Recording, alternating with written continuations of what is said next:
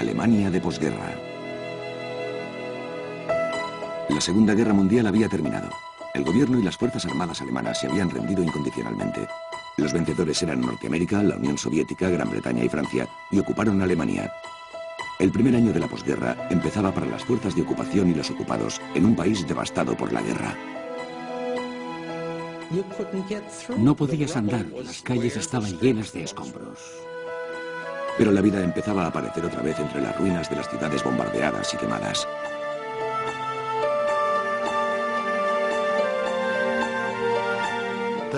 Había hambre y todo el mundo buscaba algo de comer. Los alemanes experimentaban lo que es ser una nación derrotada y humillada. Las fuerzas de ocupación tenían una cosa en mente. Alemania no podía volver a estar nunca más en posición de hacer la guerra. Destruyeron el partido nazi y la gigantesca industria armamentística. Era una Alemania sin armas ni cohetes, y había que reconstruirla. Arrastró a toda Europa porque era el motor de la economía europea. Ocupadores y ocupados se pusieron a trabajar para reconstruir lo que la guerra había destruido. Comenzaba una nueva época, tanto para Alemania como para el resto de Europa. La reconstrucción la hicieron los alemanes. No fuimos nosotros los extranjeros.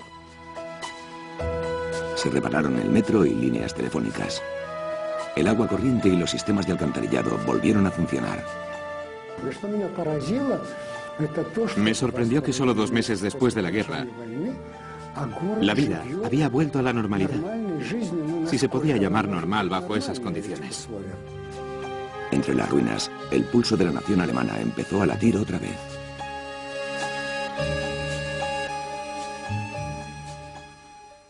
Reparaciones y repercusiones. Los bombardeos norteamericanos habían arrasado la ciudad de Ulm, a orillas del Danubio.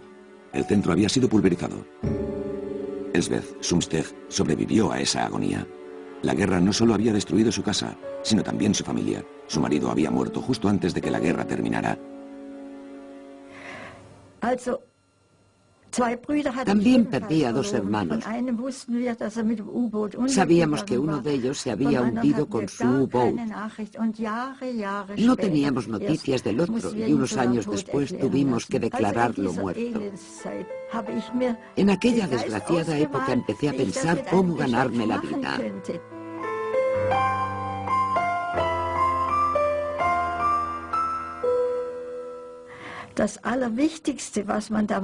La gente necesitaba zapatos. Los habían racionado. Y empecé a pensar cómo podría fabricarlos. Pero era imposible. No había material ni sabía hacerlo. En Ulm no había cuero ni goma. Pero antes de la guerra, en una feria de los Balcanes, Elsbeth Sumsteg había visto zapatos hechos de hojas secas de maíz. Pensé que aquella podría ser la solución, pero había muchas dificultades. Como puede imaginar, el principal problema era conseguir el material. En Ulm no había maizales, pero en las tierras bajas se cultivaba maíz en verano y se recogía en otoño.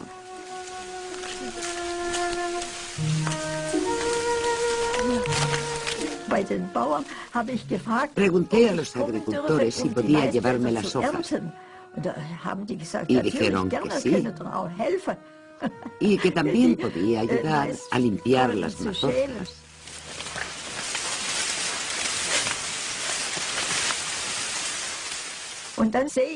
Todavía veo la imagen, sentados al sol del otoño pelando mazorcas. Había que llevar los sacos desde el pueblo a Ulm y los cargamos en una carreta tirada por bueyes. Enseguida empecé a hacer tiras con las hojas para tener la materia prima para hacer los zapatos. Pero había un largo camino que recorrer antes de confeccionarlos. Las mujeres cortaron neumáticos viejos de bicicleta para hacer las suelas de los zapatos de paja. Consiguieron el cordel mediante intercambios. Hicimos un par de zapatos de muestra Y la noticia se extendió. Tal vez puedan hacernos unos zapatos. Venía mucha gente a pedirlos, sobre todo para los niños. Les tomábamos las medidas haciendo plantillas de papel de los pies y a partir de ahí hacíamos los zapatos. Elsbeth Sundstedt se convirtió en una mujer de negocios. Vendió más de 3.000 pares de zapatos de paja en 2 años y dio trabajo a 40 mujeres. Fue todo un éxito. Patentó los zapatos y sus otras creaciones de hojas de maíz, para las que ella misma servía de modelo.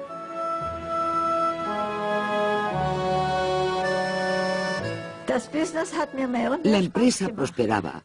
Para mí era como un desafío y además era un trabajo divertido y satisfactorio. Era absorbente y me mantenía ocupada. Y así no me acordaba de la miseria que todavía nos rodeaba. Ulm se estaba limpiando, como todas las poblaciones de Alemania. La industria no había sido gravemente afectada por los bombardeos. Solo eran inservibles el 20% de las empresas y las fábricas. Pero los puentes, las estaciones de ferrocarril y las vías estaban muy dañados y había que reconstruirlos. Berlin bekommt nach und nach wieder den Anschluss an die Welt. Dieser direkte Zug Berlin-Brest-Litovsk hat Anschluss an den Sibirien-Express. Ist es nicht eine angenehme Vorstellung, von der City von Berlin schnurstracks nach Wladiwostok reisen zu können und nur ein einziges Mal umsteigen zu müssen? Me sorprendió que solo 2 meses después de la guerra, la vida había vuelto a la normalidad. Si se podía llamar normal en aquellas condiciones. Las tiendas estaban abiertas otra vez. Funcionaban algunos teatros y las emisoras de radio. Y se restableció el suministro de agua corriente. Eso me sorprendió mucho. Yo diría que los alemanes se merecen un gran respeto por ser personas tan prácticas y conseguir que la vida siguiera otra vez, solo 2 meses después de una destrucción total. Der Wiederaufbau schreitet ständig vorwärts. Jede Stadt entwickelt ihre eigene Methode von Entrümmerung und Aufbau. Zunächst müssen überall die Ruinen beseitigt werden. Dann heißt es Millionen und Abermillionen von Kubikmetern Schutt abfahren. Hunderttausende arbeiten täglich in allen Zonen an der Wiederaufrichtung ihrer Heimatstädte. Aufräumen und aufbauen. Das ist der Rhythmus, der das Arbeitsjahr 1946 bestimmt. Las montañas de chatarra metálica fueron convertidas en objetos útiles. Los platos de aluminio se convirtieron en sartenes, los cascotes de las bombas en latas de leche, los cascos de acero en coladores. En la primavera de 1946 se celebró la primera feria comercial de la posguerra, la famosa Feria de Muestras de Leipzig. Ganz besonderes Interesse fanden diesmal natürlich die Werkzeugmaschinen und die Baumaschinen. Auch bei der Beseitigung der Trümmer und bei der Wiederaufrichtung unserer Städte muss man allmählich von der arbeitsintensiven Wirtschaft zu technisierten Verfahren übergehen. Besonders groß war die Zahl der Ziegelabputzmaschinen verschiedenster neuer Konstruktionen sowie die Apparate für stromlose Fertigung. Los socialistas y los comunistas lo hacían a su manera. En la zona soviética, la reforma agraria de septiembre de 1945 barrió los antiguos derechos de propiedad. In allen Dörfern versammelten sich die Bauern und Landarbeiter. Bauernkomitees oder Bauernausschüsse erhoben ihre fordernde Stimme nach Bodenreform. Sie alle hatten aus der Geschichte gelernt. Die jahrhundertealte Forderung der landlosen und landarmen Bauern nach einer durchgreifenden Bodenreform wurde endlich Wirklichkeit. Todas las fincas de más de 100 hectáreas fueron expropiadas y redistribuidas, principalmente entre los expulsados de sus tierras. La caída del Tercer Reich marcaba el final de la propiedad privada de una vez por todas. Pero la reforma agraria empeoró la escasez de comida, porque muchos de los nuevos terratenientes no sabían nada de agricultura, y había millones de refugiados que también había que alimentar. El sistema de racionamiento de alimentos falló. Los alemanes estaban desesperados por conseguir comida, aunque solo fueran unas hierbas. Überall am Rande der Stadt wächst etwas für unseren Kochtopf. Man muss es nur kennen. Die jungen Lindenblätter als Salat. Bitte, bedienen Sie sich. Das bescheidene Gänseblümchen kommt als Spinat zu neuer Geltung. An feuchten, sumpfigen Stellen wächst der großblättrige Huflattich, ein wohlschmeckendes Gemüse. Sogar Kratzdistelspinat empfiehlt der Professor. Und jetzt der Clou. Giersch, das ergiebigste Gemüse. Las fuerzas de ocupación se alimentaban de algo mejor. Había mucha caza, porque los alemanes no podían cazar, ya que no se les permitía usar armas de fuego. Habíamos formado un pequeño grupo. Salíamos al monte y traíamos algunos jabalíes. Teníamos un cocinero que además era carnicero y hacía unos platos deliciosos. Así nos apañábamos y comíamos bien. Por otro lado, los civiles pasaban hambre en toda Europa. Personas desesperadas buscaban sobras en los cubos de la basura de las fuerzas de ocupación. El comercio no funcionaba y el dinero no tenía valor. Surgió una inmensa economía secundaria, el mercado negro. Y yo pensaba, Dios mío, ¿esto es el mercado negro? Debe de serlo, pero ¿deberíamos hacer trueques ahí?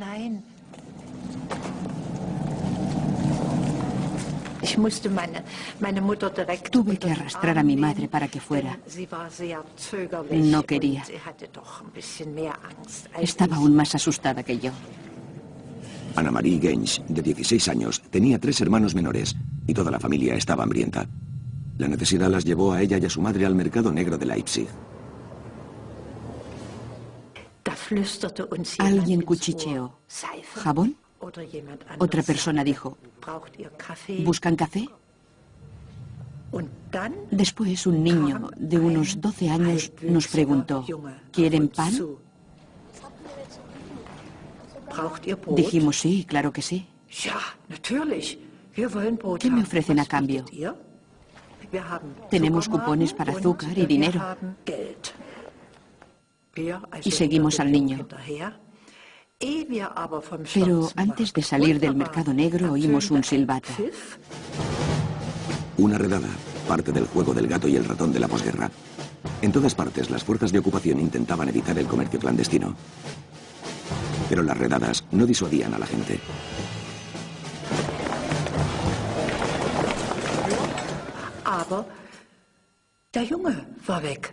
El niño se había ido.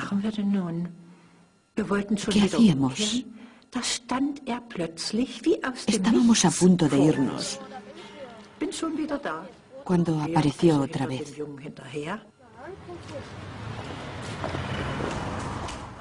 Nos llevó a un patio.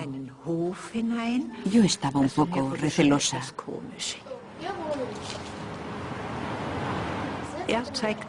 Señaló la tercera planta y dijo, ¿vivo ahí? Y le dieron el dinero y los cupones para el azúcar. Dijo, voy a pedirle el pan a mi madre.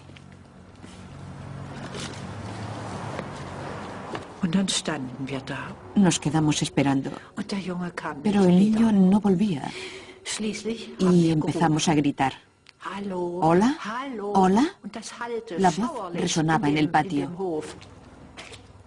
Era escalofriante. Al final abrimos la puerta.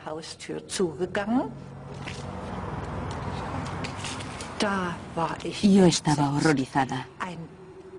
Era un vestíbulo sin techo. No había escaleras, ni pisos, nada. Y al final del pasillo una gran montaña de escombros. No quedaban pisos en el edificio, solo la fachada. Lo sentí mucho por mi madre. Lloraba. No podía hacer nada para consolarla. Y yo también tenía ganas de gritar de rabia por habernos dejado engañar. Para las dos mujeres fue un episodio angustioso, para otros millones de personas un acontecimiento diario y era tema de conversación en el noticiario cinematográfico semanal. Hier verwandeln sich Schreibmaschinen in Schuhe, Höhensonnen in künstliche Gewisse. Kein Zauberer bringt sowas fertig. Na nun, plötzlich die Polizei? Was denn, will die auch tauschen? Haben Sie eine Ahnung? Razzia! Razzia, sage ich Ihnen. Leider wird die Freiheit auf den Tauschmärkten öfter von gewissenlosen Elementen für Schwarzhandelsgeschäfte missbraucht. Rücken Sie mal raus mit der guten Lucky Strike. Sehen Sie, die Leidensgenossen warten schon, die den Aufenthalt auf dem Tauschmarkt zunächst mal mit dem auf dem Polizeipräsidium vertauschen. Los norteamericanos mantuvieron el mercado negro en funcionamiento. En su país había de todo y les proporcionaba todo lo que necesitaban. Gasolina, máquinas, comida. La moneda de los mercados de intercambios eran los cigarrillos de Estados Unidos. Lucky Strike, Camel y Pall Mall. Los norteamericanos vendían sus abundantes suministros a los alemanes y los rusos. Y se enriquecieron. Los norteamericanos, como es sabido, son gente con cabeza para los negocios. El potencial del mercado negro era interminable y lo explotaron al máximo. Vestía mi uniforme de oficial y me crucé con un jeep ocupado por un teniente norteamericano. Llevaba 20 relojes en un brazo que mantenía en alto y los tenía a la venta.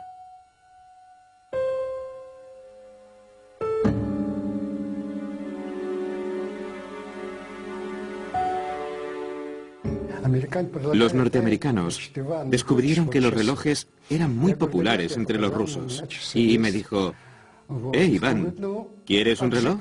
«No, tengo uno».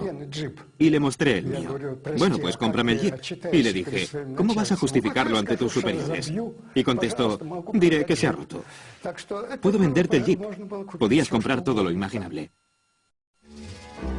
Los soldados norteamericanos se instalaron en Alemania. Sacaban el mayor provecho de la situación. Washington estaba muy lejos.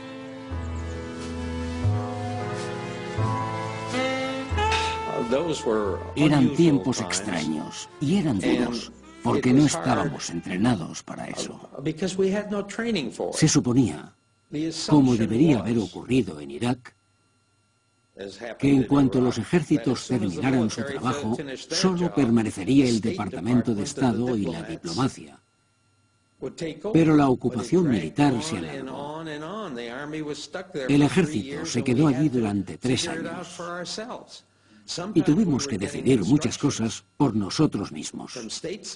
A veces recibíamos instrucciones del Departamento de Estado, del Estado o de la Administración, que no tenían nada que ver con la realidad. Y tuvimos que fijar reglas dentro de las reglas. En cierto modo, era un enfoque típicamente norteamericano, que no siempre es seguir las normas al pie de la letra. Los norteamericanos eran irresistibles. Tenían automóviles y dinero, eran jóvenes y alegres, con mucho tiempo libre. Eran los vencedores y eran los años de la posguerra.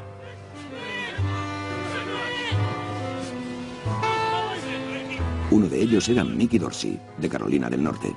Mickey era el furriel de su unidad, en Augsburg, cerca de Múnich. Hubiera preferido ser piloto de la Fuerza Aérea, pero era artillero de carros de combate. Trapicheaba en el mercado negro, vendiendo pistolas requisadas a los alemanes y provisiones del ejército. El joven de Carolina del Norte se enriqueció en Alemania. Y las chicas, las Fräuleins, se acercaban a él. Es la pura verdad. Ibas por la calle, veías una chica guapa y le decías: «Tengo chocolate y medias de nylon». Y no hacía falta nada más. Cuando tienes 19 años, no piensas más que en las mujeres. Y nosotros teníamos mucho chocolate. Así que... Mickey Dorsey y sus compañeros lo estaban pasando estupendamente. Enseguida todos tuvieron una novia alemana.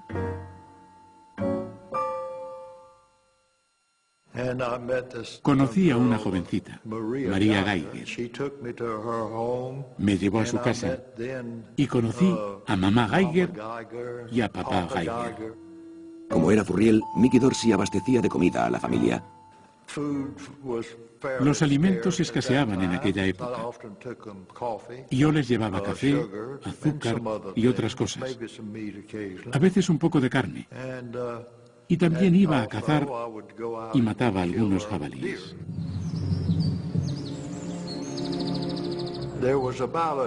A unos 200 metros empezaban los campos y los bosques. Vi a los jabalíes y les dije: ¿no los cazáis? Y dijeron, no, nos está prohibido matar a los jabalíes. Y yo pensé, bueno. Cogí mi rifle, fui hacia los campos y me escondí. Esperé al borde del bosque y el jabalí salió a campo abierto. Apunté y disparé.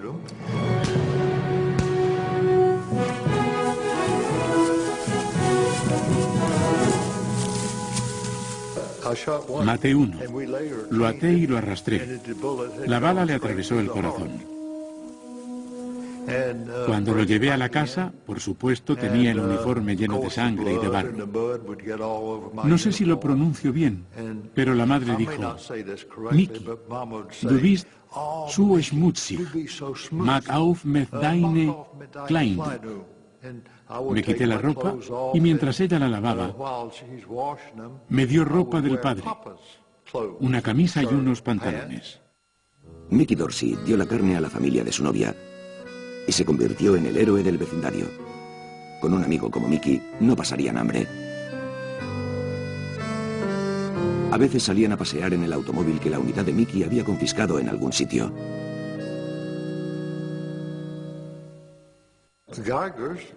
A los Geiger les sobraba comida y compartieron la carne con los habitantes del pueblo. Así que como esa gente me conoció y me decían, Guten Tag, Mickey, todos me llamaban Mickey.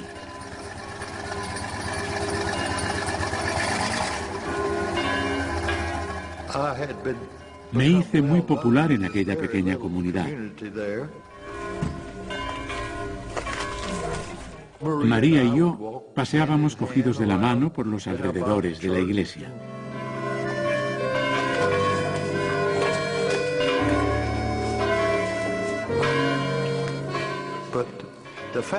La familia era maravillosa. Les tomé mucho cariño. Por entonces, Mickey Dorsey llevaba más de un año viviendo en Alemania, como casi los 300.000 soldados norteamericanos de ocupación. Celebraron el primer aniversario de la victoria como una fiesta de cumpleaños. Mickey Dorsey prosperaba y ganaba tanto en el mercado negro que podía ahorrar toda la paga del ejército para cumplir un sueño que tenía desde hacía mucho tiempo. En aquella época, aparte del dinero que enviaban a casa, los soldados no ahorraban demasiado. Yo sí, y lo enviaba a casa, porque pensaba que cuando regresara me compraría un coche nuevo, una avioneta o algo así, y lo hice. Me compré un automóvil y una avioneta, sí. Y para mí, igual que el título de la película, la vida era maravillosa. Pero su estancia en Alemania tenía que terminar algún día. La repatriación se organizó por un sistema de puntos. A finales del verano de 1946, el furriel Mickey Dorsey y cientos de compañeros regresaron a Estados Unidos. Adiós, Alemania.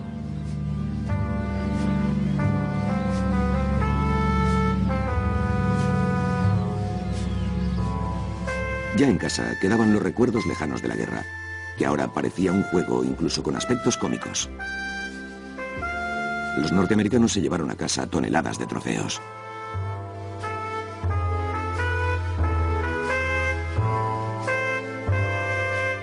Mickey Dorsey también se había llevado recuerdos de los nazis, pero no había olvidado a los Geiger. Cuando regresé a Estados Unidos, les envié paquetes con golosinas, café y medias de nylon para María,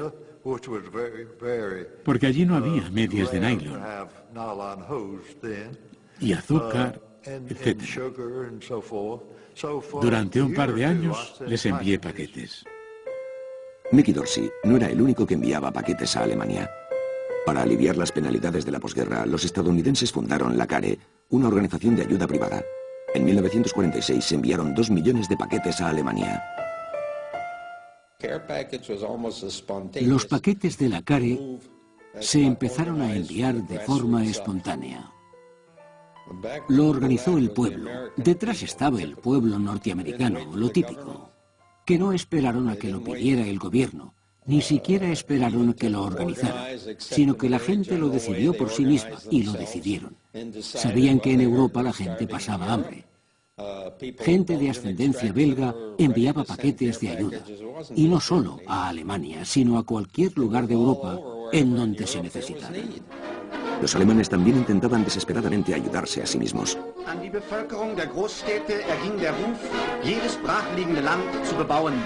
Nur wenn sich jeder bemüht, dem Acker einen guten Ertrag abzuzwingen, kann der Hunger gebannt werden, der einem verheerenden Krieg stets auf den Fersen folgt.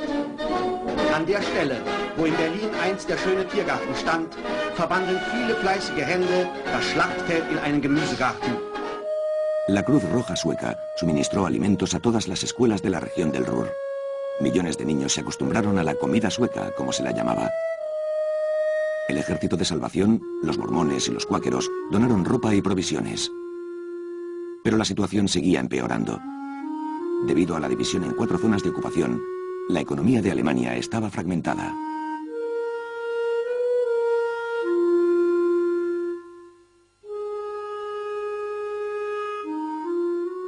Alemania estaba dividida.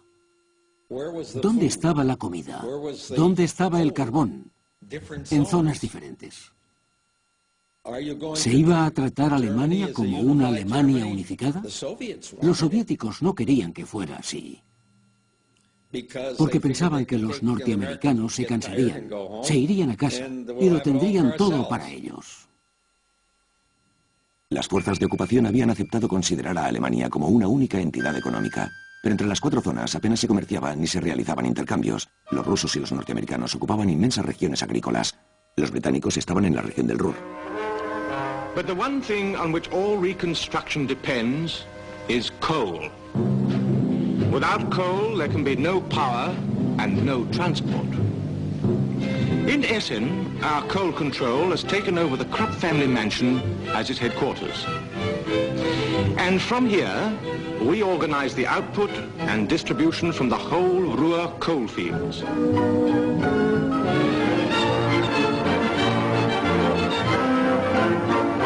Last summer, what was called Operation Coal Scuttle brought 30,000 miners back from the Wehrmacht. But today, the great problem is moving the coal from the pithead to the liberated countries, to the German power plants and to the Allied military dumps. For the Germans themselves, there is no coal. They must go out in the woods and parks to cut wood, to strip the bark off the trees, to collect brushwood and carry it home in handcarts and prams. A finales de 1946 empezó un invierno muy frío. Der bitterste Frost seit Jahren mit Temperaturen von unter 20 Grad verhinderte vielerorts Arbeit und Aufbau, lähmte Wirtschaft und Verkehr, gefährdete Leben und Gesundheit. Los puertos se helaron. El poco carbón que les había quedado a los alemanes después de las indemnizaciones no se podía transportar. Hacía mucho frío. Recuerdo particularmente el invierno de 1947. Estábamos a 25 grados bajo cero y el puerto estaba helado.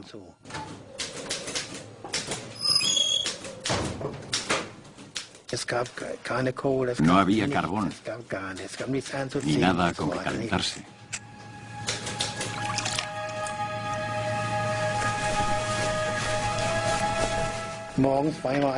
Teníamos una estufa de carbón y uno de nosotros tenía que encender el fuego todas las mañanas. Y cuando la estufa calentaba la oficina, cuando ya no se te caía el lápiz de las manos, eran ya las 11. En su helada oficina, el auxiliar Hans Schmidt rellenaba los documentos para el envío de carbón. El puerto de Emden era un área restringida. Nadie podía entrar sin un pase británico. Hans Schmidt era afortunado por tener un trabajo en el control de carbón del norte de Alemania. Yo formaba parte de la empresa. Era un agente de las fuerzas de ocupación británicas.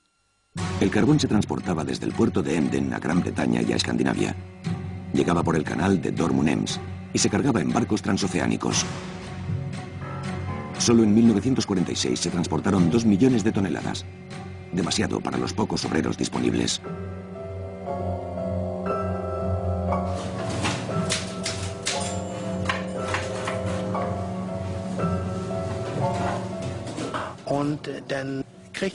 Y entonces, un día recibí una carta ordenándome que fuera a trabajar de obrero portuario para las fuerzas de ocupación británicas. El auxiliar de oficina Smith tuvo que trabajar en un carguero, distribuyendo y nivelando el carbón. Llegué al puerto y subí a bordo. Se había cargado una gran cantidad de carbón de coke y yo tenía que nivelarlo en las esquinas. Miré hacia arriba y por un pequeño agujero vi que la grúa estaba a punto de soltar una carga inmensa.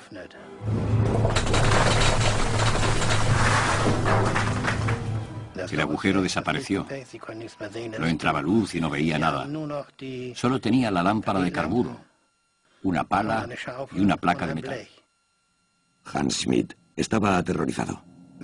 Durante la guerra me había quedado atrapado en un refugio antiaéreo. No podíamos abrir la puerta. Las bombas caían y no podíamos salir.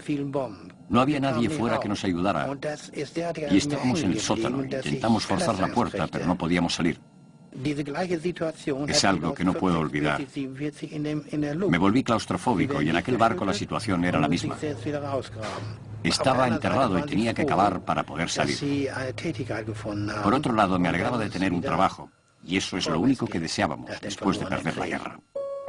Las fuerzas de ocupación desmontaron plantas industriales y máquinas en toda Alemania y las llevaban a sus propios países como indemnización.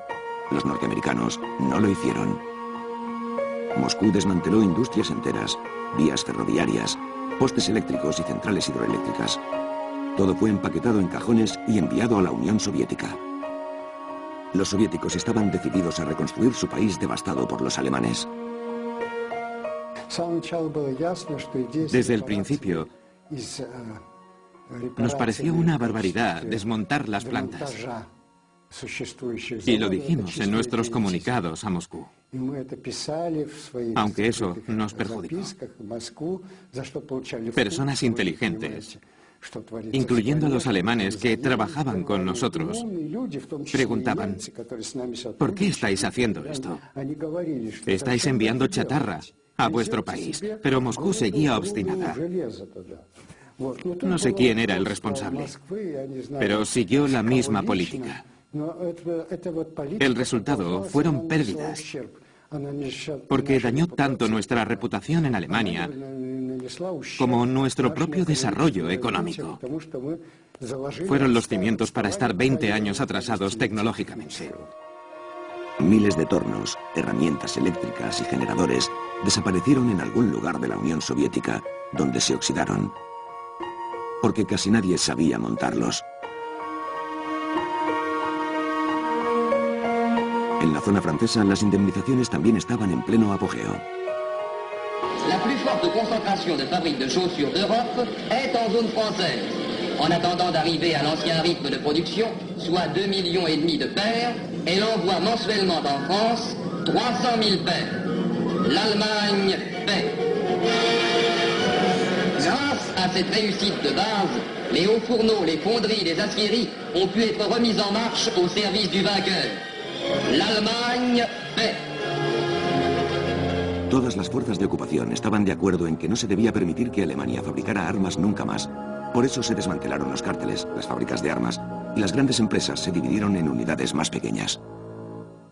Por supuesto, una de nuestras ideas era que no íbamos a dejarles industrias para fabricar armas de guerra. Los vencedores descubrieron fábricas secretas de cohetes en el centro de Alemania, donde se habían desarrollado las infames bombas V1 y V2.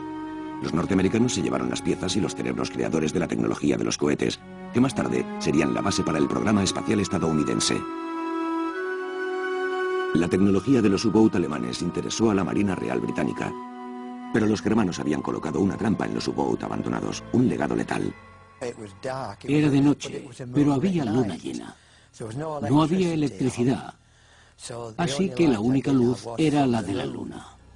Harry Henshaw tenía 18 años, estaba de guardia en la planta de los U-Boat de Kiel y temía las represalias de los alemanes. El sargento me llevó a la oficina. Quédate aquí y no te muevas de esta oficina hasta que alguien venga a revelarte. Estaba un poco nervioso porque no sabía qué iba a ocurrir. Estuve dando vueltas y luego me senté en un escritorio. Empecé a oír el tic-tac del reloj. Es una sensación terrible. No sabes qué va a pasar. ¿Ha terminado tu vida? ¿Vas a saltar por los aires? Así que enseguida pensé, esto es una bomba y va a explotar. No había ningún lugar en la oficina donde pudiera refugiarme, solo debajo de otro escritorio. Esperé la explosión. Estaba temblando. Y al final, no sé cuánto tiempo pasó, 20 minutos más o menos, como el reloj seguía haciendo tic-tac, salí de mi escondite y me volví a sentar.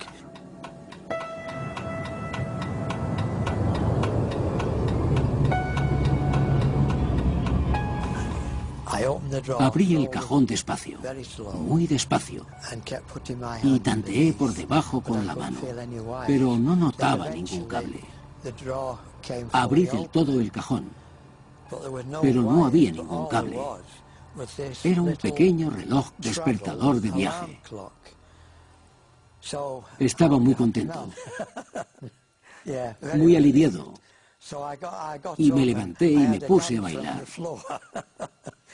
Bueno, no bailé, pero estaba muy contento. El ejército británico confiscó los datos técnicos y luego voló los astilleros de los U-Boat de Kiel y Bremerhaven.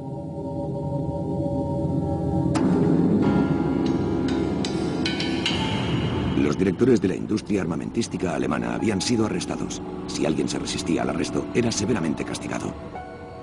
El descontento aumentaba entre los trabajadores. La población de la región del Ruhr, el centro alemán de producción de carbón y acero, trabajaba para las fuerzas de ocupación, pero apenas tenían comida y muy poco carbón para la calefacción. Empezaron a organizarse y entre ellos había comunistas alemanes.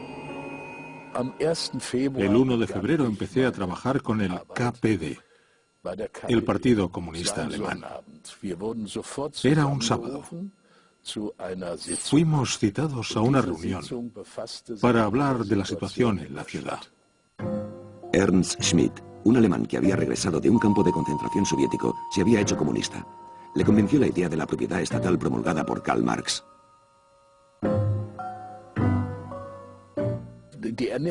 La escasez de alimentos era catastrófica.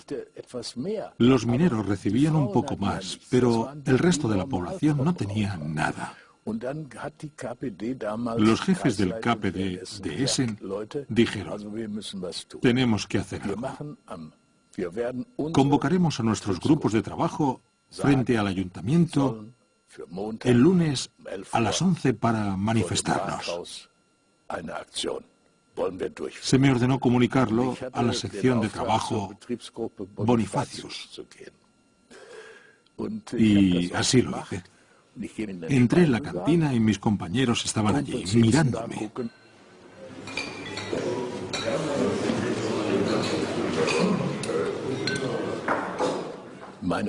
Yo estaba muy nervioso. Nunca había hablado ante tanta gente. Entré y me presenté. Luego me quité las gafas, que se hacían con los cristales de las máscaras antigas y se sujetaban detrás de las orejas con un elástico. Me las quité cuando empecé a hablar, para que aquellas personas me vieran la cara. Y cuando terminé, recuerdo que mis últimas palabras fueron: bueno, hagámoslo. Y aplaudieron. Supe que les había impresionado y estaba muy orgulloso de mí mismo. Me dijeron, Ernst, has hecho un gran trabajo. Lo había conseguido.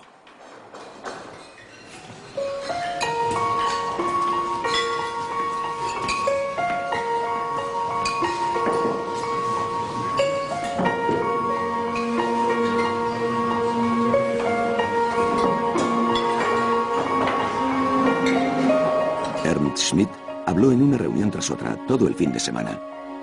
Lo vio como una prueba y estaba decidido a movilizar a muchos manifestantes.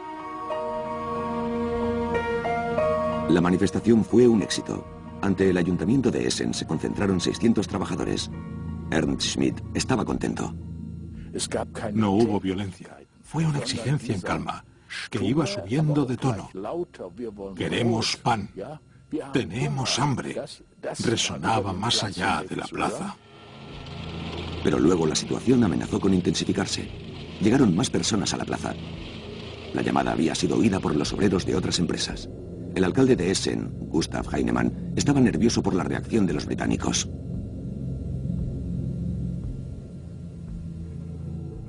Entré en el ayuntamiento, al despacho del alcalde Heinemann. Aún lo veo sentado tras su escritorio.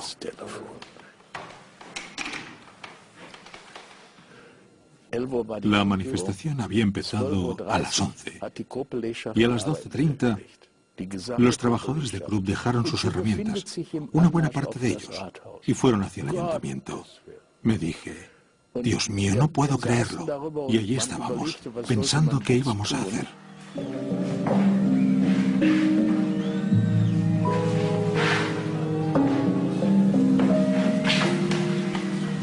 La multitud se dirigió al cuartel general británico. En el ayuntamiento contuvieron la respiración. Nadie sabía cómo reaccionarían los británicos.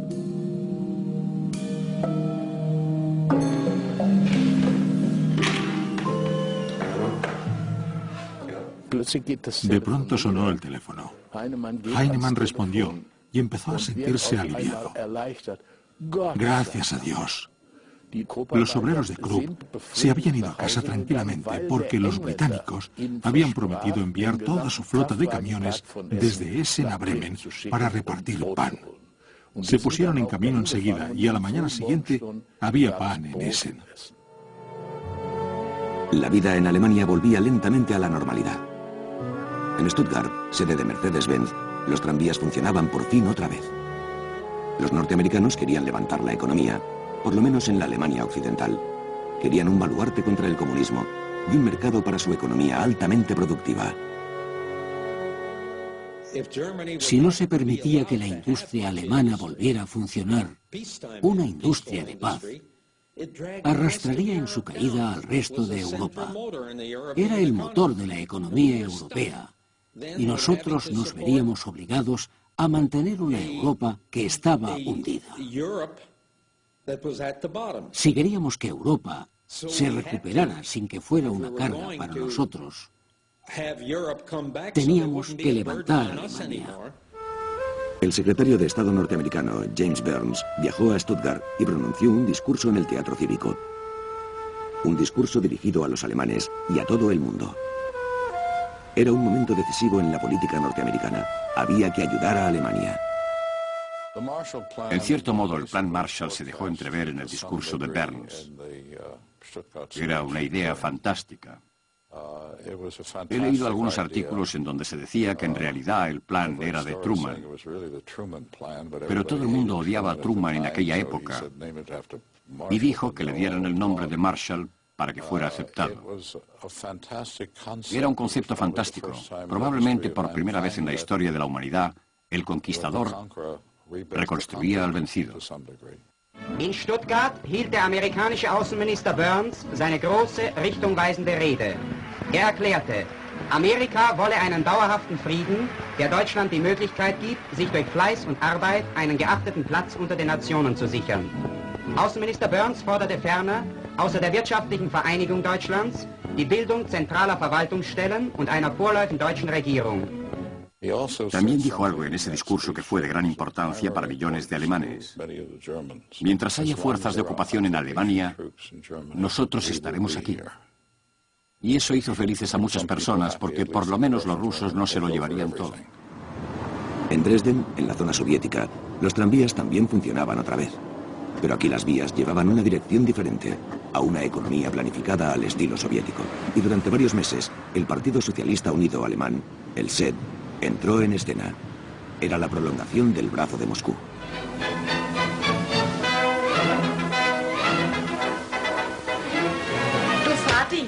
Wahlergebnis in Sachsen ist raus. Donnerwetter, absolute Mehrheit der SED? Na, das war ja auch nicht anders zu erwarten. Ich glaube, da hat die Bodenreform viel zu beigetragen. En cuanto acabó la guerra, los soviéticos cerraron los bancos y las grandes empresas. Ahora se montaban empresas más pequeñas. Eines Tages ging die zentrale Kontrollkommission bei der Deutschen Wirtschaftskommission in Glauchau-Meerane auf Entdeckungsreisen. Es lohnte sich. Der Fabrikant hatte Leder für 100.000 Paar Schuhe versteckt.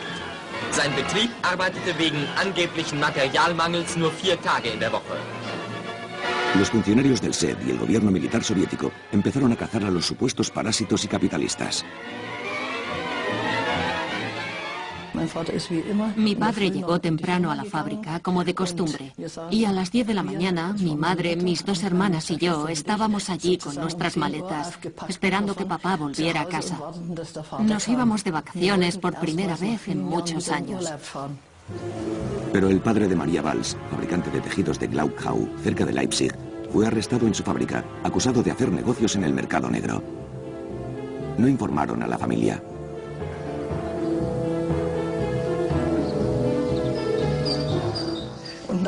Después, algunos clientes que habían estado en la fábrica se enteraron de qué había ocurrido. Nos dijeron que habían arrestado a mi padre y que se lo habían llevado. Durante la purga de Glauchau, arrestaron a 30 propietarios de fábricas textiles que fueron interrogados y encarcelados.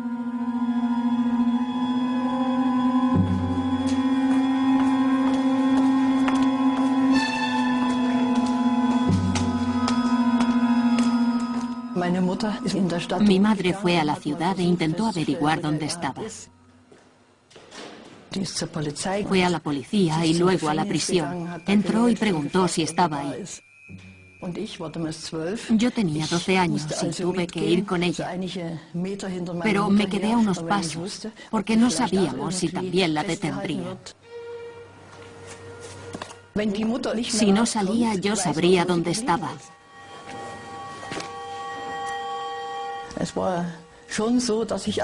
Ese día fue el final de mi infancia.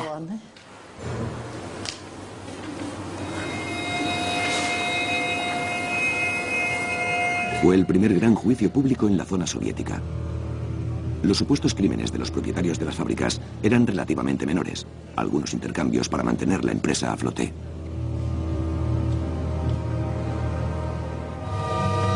Der Fall Glauchau-Meerane ist ein Signal.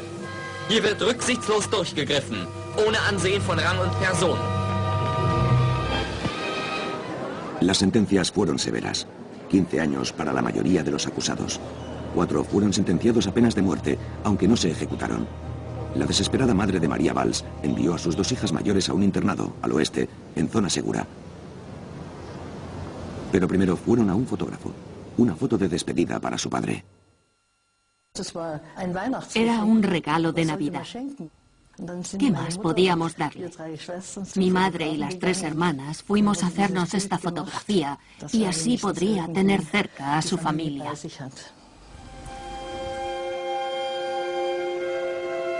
El padre de María Valls fue condenado a 15 años de prisión.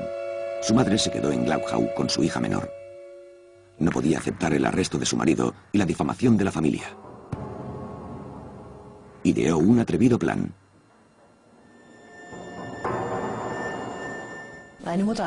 Mi madre dijo desde el principio que la única solución era escapar. Había habido varios intentos sin éxito, o porque no se habían decidido en el último momento. 2 años después, su madre se las arregló para sobornar a un celador de la prisión y liberar a su marido. Huyeron todos al oeste. Mis padres no nos dijeron que iban a huir. Y una tarde, cuando toda la escuela estaba en el comedor después de cenar y empezábamos a salir, vimos a mi padre, a mi madre y a mi hermana pequeña. Fue increíble. Nunca había pensado que fuera posible. Estábamos llenos de alegría, abrazándonos.